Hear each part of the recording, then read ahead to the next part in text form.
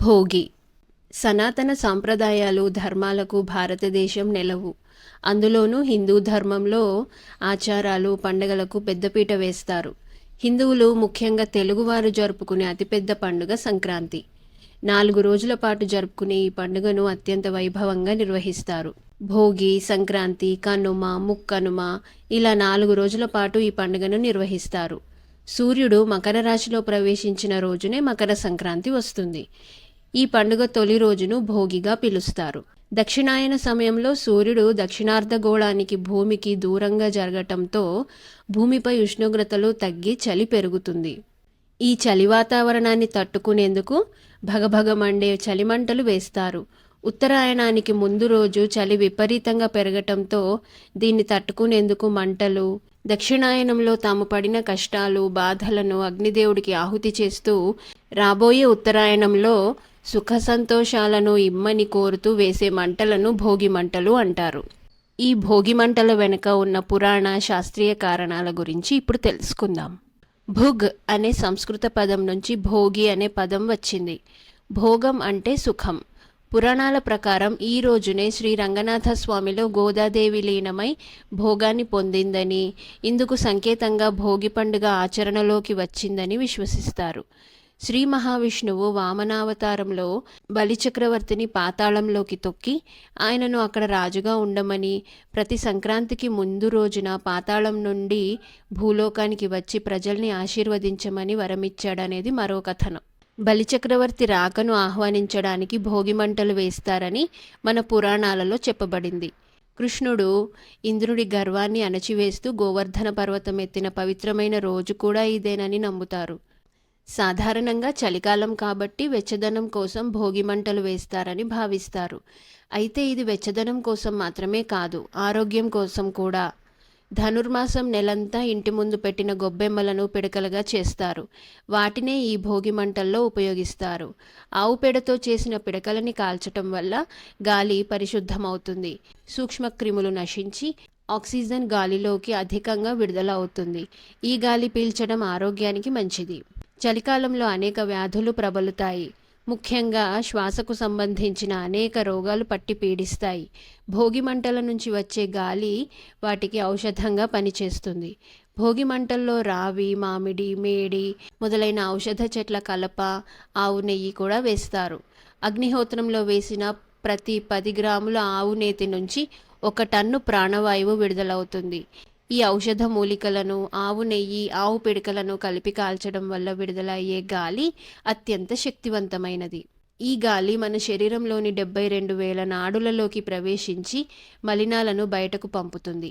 ఒకరికి రోగం వస్తే దానికి తగిన ఔషధం ఇవ్వవచ్చు. అదే అందరికీ వస్తే సమకూర్చడం దాదాపు అసాధ్యం. అందులో కొందరు వైద్యం చేయించుకోలేని పేదలు ఉంటారు.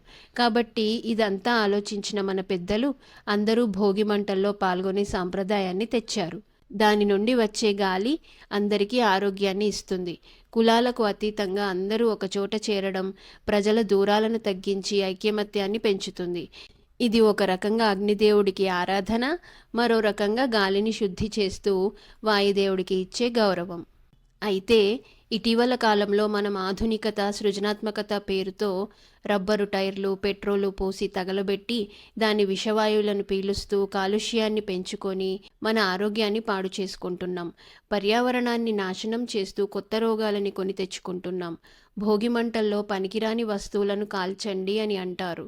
పనికిరాని వస్తువులు అంటే ఇంట్లో ఉండే ప్లాస్టిక్ కవర్లు, వైర్లు కావు. ఇక్కడ మనం చరిత్రకి సంబంధించిన ఒక విషయం గుర్తుకు తెచ్చుకోవాలి.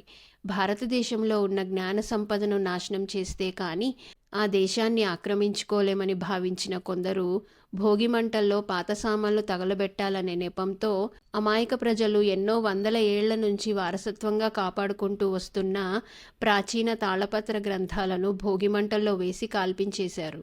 నిజానికి భోగి మంటల్లో వేయాల్సింది పాత వస్తువులు కాదు, మనలోని పనికిరాని అలవాట్లు, చెడు లక్షణాలు. అప్పుడే మనకున్న పీడ పోయి మానసిక ఆరోగ్యం, విజయాలు సిద్ధిస్తాయి. భోగి పండుగ రోజున బొమ్మల కొలువు, ముత్తైదువులతో పేరంటం కూడా నిర్వహిస్తారు. ముఖ్యంగా భోగి రోజు పెద్దలు తమ ఇంట్లోని చిన్నారుల తలపై రేగుపళ్ళు పోస్తారు. భోగి పండ్ల కోసం రేగుపండ్లు, చెరుకుగడలు, బంతిపూల రెక్కలు, చిల్లర నాణాలు వాడతారు. కొందరు శనగలు కూడా కలుపుతారు.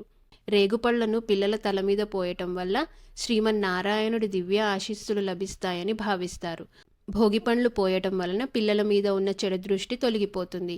తల పైభాగంలో బ్రహ్మరంధ్రం ఉంటుంది. భోగి పండ్లను పోసి దాన్ని ప్రేరేపితం చేస్తే పిల్లల్లో జ్ఞానం పెరుగుతుంది. రేగుపండ్లను బదరీ ఫలం అని కూడా పిలుస్తారు.